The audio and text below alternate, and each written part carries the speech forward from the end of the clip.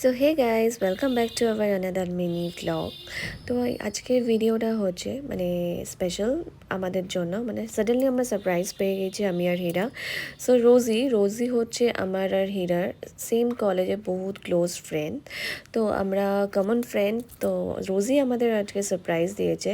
হ্যাঁ, সারপ্রাইজ কেন দিয়েছে, 30শে জুন 2024 ওই দিন আমরা অফিসিয়ালি হাজব্যান্ড ওয়াইফ হয়েছিলাম। তো আমাদের নতুন আমরা নিজেরা একটা গার্লফ্রেন্ড বয়ফ্রেন্ডের থেকে আমরা হাজব্যান্ড ওয়াইফ হয়েছিলাম অফিসিয়ালভাবে।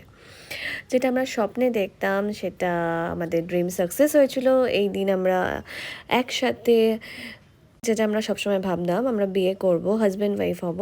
তো ওই দিনটাই হচ্ছে আজকে, যে দিন আমি আর হীরা দুজনে অফিসিয়ালভাবে হাজব্যান্ড ওয়াইফ হয়েছিলাম। সো আমরা দুজনে কোনো সারপ্রাইজ প্ল্যানিং খেলিংকে করে রেখেছিলাম। সেটা হয়েছিল, ভেবেছিলাম যে আমরা রাতে কোথাও একটা ডিনারে যাবো, but office Anniversary, office guys. 30শে Happy June এমন একটা দিন, anniversary. Month and.